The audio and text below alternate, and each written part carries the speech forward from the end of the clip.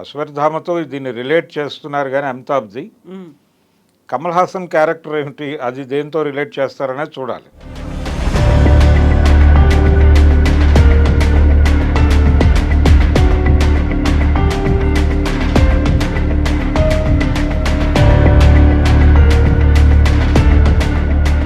అతను విలన్గా కనిపిస్తున్నాడు సినిమాలో అనేది అర్థమైంది ట్రైలర్లోను. వాళ్ళు కూడా అదే చెప్పారు, కమల్ హాసన్ కూడా అదే చెప్పాడు, నేను కొంచెం నెగిటివ్ షేడ్లో కనిపించబోతున్నాను అని.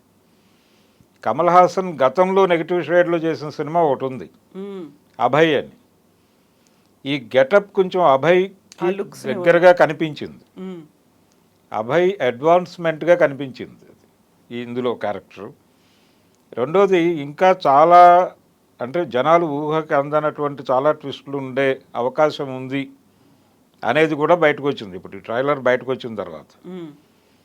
అందులో దీపికతో ఒక డైలాగ్ ఉంటుంది, నువ్వు కనబోయేటువంటి బిడ్డ మామూలు శిశువు కాదు అని చెప్పి ఒక చిన్న బిల్డప్ ఇస్తాడు ఆయన.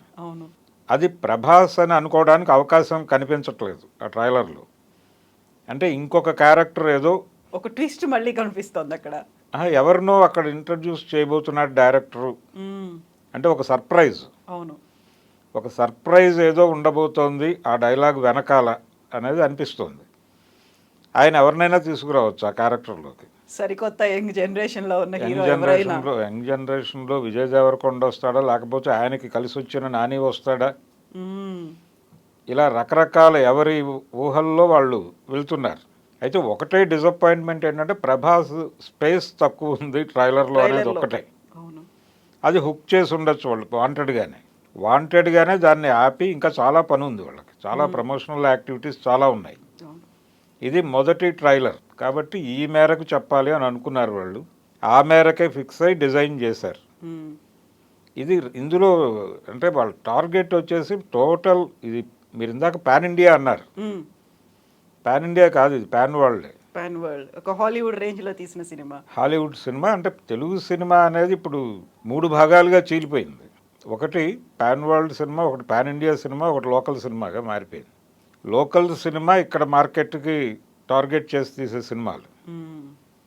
హీరోలు కూడా అలాగే మారిపోయారు, పాన్ ఇండియా హీరోలు, పాన్ వరల్డ్ హీరోలు.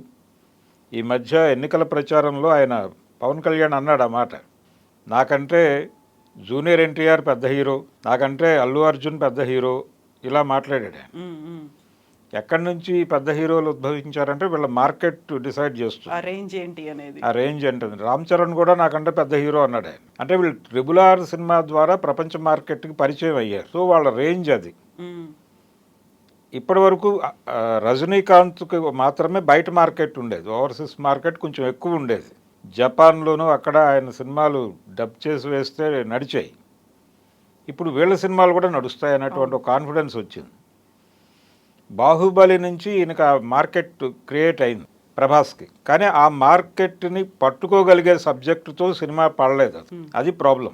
సలార్ కూడా వీళ్ళు ఎక్స్పెక్ట్ చేసిన రేంజ్కి వెళ్ళలేదు, దానిలో లోపాలు చాలా ఉన్నాయి. అంటే చావు తప్పి కన్నులొట్టపోయి అన్నట్టుగా సినిమా పర్వాలేదు అనిపించుకుంది, అది రెవెన్యూ కూడా వాళ్ళు ఎక్స్పెక్ట్ చేసిన రేంజ్లో రాలేదు, దాని ఇబ్బందులు దానికి ఉన్నాయి. అందుకని వాళ్ళు సెకండ్ పార్ట్కి రివ్యూ చేసుకుంటున్నారు ఇప్పుడు.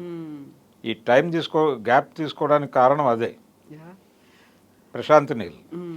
అయితే ఇప్పుడు పురాణాలకి లింక్ ఉంటుంది అనుకున్నప్పుడు, అది అశ్వత్థామ క్యారెక్టర్ లాగా ఉంటుంది ఇవన్నీ అనుకున్నప్పుడు, వెరీ బిగినింగ్లో పోస్టర్ రిలీజ్ చేసినప్పుడు దీన్ని ఒక మార్వెల్ సిరీస్తో పోల్చారు, లేకుంటే ఒక డూన్ అనేది ఉంటుంది అని అనుకున్నారు. అంత మిక్స్డ్గా కనిపించి ఆ క్లారిటీ అనేది క్లియర్ పిక్చర్ కనిపించిందని ట్రైలర్లో.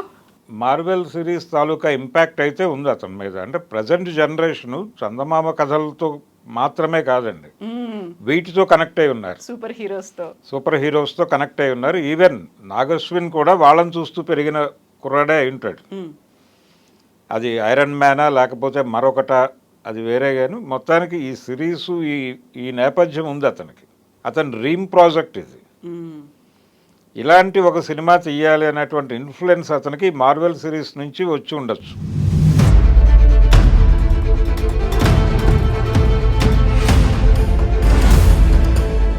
అందుకని ప్రభాస్ క్యారెక్టరు, ఆ కారు, ఆ బుజ్జి, ఇవన్నీ ఆ డిజైన్లో నడిచింది ఆ క్యారెక్టర్ వరకు.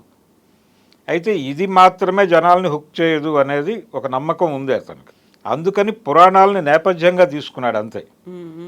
భారతీయ పురాణాలని నేపథ్యంగా తీసుకుని ఒక మార్వెల్ సిరీసే చేశాడు అతను. టోటల్ సినిమా చూస్తే మీకు ఆ ఎక్స్పీరియన్స్ వస్తుంది. ఇలాంటి ఆలోచనతోనే ఆ సినిమాని ఆదిపురుష్ డిజైనింగ్లో కూడా ఈ ప్రభావం కనిపిస్తుంది. ఈ మార్వెల్ సిరీస్ తాలూకా ప్రభావం కనిపిస్తుంది ఆ డైరెక్టర్ మీద కూడా. అది సెట్ అవ్వలేదు. అంటే పూర్తిగా వాళ్ళు రామాయణాన్ని ఆ ధోరణిలో చెప్పే ప్రయత్నం చేయడంతో జనాలు దాన్ని రిజెక్ట్ చేసే పరిస్థితి వచ్చింది. ఇప్పుడు అది కాదు. ఇది కేవలం పౌరాణిక నేపథ్యం కనిపిస్తుంది మీకు. ఆ రెఫరెన్సెస్ ఎక్కడో వెలుగుతాయి అంతే. ఇది మనం చదువుకున్నాము, ఇది విన్నాము అనేది అంతే. ఎక్కడ విన్నాము అనేది మీరు రెఫరెన్స్లోకి వెళితే మీకు తడుతుంది. ఇది భారతం నుంచి చూసాము, లేకపోతే రామాయణంలో విన్నాము, మరో చోట విన్నాము, ఇంకో పురాణంలో విన్నామని అనిపిస్తుంది అంతే. ఆ రెఫరెన్సెస్ మీకు స్ఫురించేలాగా సినిమా ఉంటుంది అంతే. మిగిలిందంతా మార్వెల్ సిరీస్ గోలే. ఇది పిల్లల్ని అలాగే పెద్దవాళ్ళని అంటే 3-4 జనరేషన్స్ని థియేటర్కి రప్పించేటువంటి ప్రయత్నం చేస్తున్నారు వీళ్ళు. అది కనిపించింది, ఆ కష్టం కనిపించింది ట్రైలర్లో. రెండోది, ఈయనకి ఒక చేదు అనుభవం ఉంది అశ్విని దత్కి. గతంలో మెహర్ రమేష్, ఎన్టీఆర్లతో ఆయన చేసినటువంటి ఒక ప్రయోగం చాలా పెద్ద డిజాస్టర్ని ఇచ్చింది ఆయనకి. ఆ చేదు అనుభవం ఈ సినిమాతో రాకూడదు అనే ఉద్దేశంతో ఆయన చాలా కేర్ తీసుకున్నాడు దీనిలో. అందుకని వీళ్ళందరినీ స్క్రిప్ట్లో ఇన్వాల్వ్ చేశారు. శ్రీనివాసరావు గారిని, ఇంకా సత్యానంద్, వీళ్ళందరూ కూర్చున్నారు దానిలో. కూర్చుని ఎవరి కంట్రిబ్యూషన్ వాళ్ళు చేశారు ఈ సినిమా బాగా రావాలి అని. అయితే మెయిన్ సోర్స్ అతనే, నాగశ్వినే. అతని డ్రీమే. అతను మార్వెల్ సిరీస్ నుంచి ప్రేరణ పొందాడు, దాని నుంచే ఈ ఐడియా జనరేట్ అయింది అనేది మాత్రం వాస్తవం.